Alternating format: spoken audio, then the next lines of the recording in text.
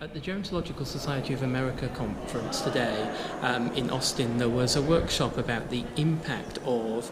either being forced to leave work early or indeed being forced to stay in work when you don't want to. What the researchers showed was that actually in both cases, being forced to leave the workforce early or being forced to stay in work had pretty negative connotations. But what was really interesting was that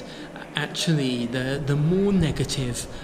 impact in terms of someone's well-being was when someone was forced to leave the workforce before they were ready and before they wanted to. It's very, very clear that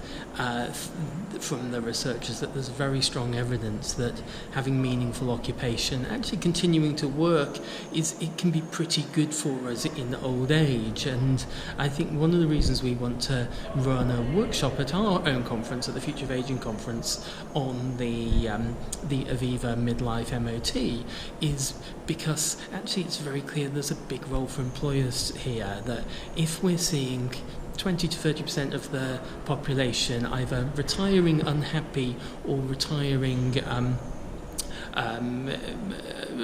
or not retiring and unhappy, it's very clear that there is a role for employers to start to talk early to their staff about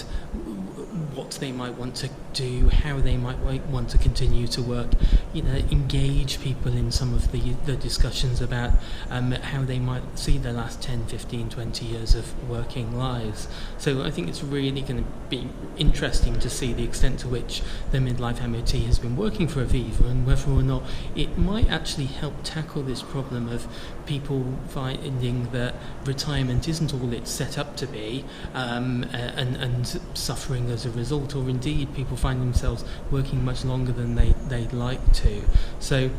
really, really big role for employers, and I think I'm hoping that the session we're doing at our conference will really delve into what employers can and should actually do.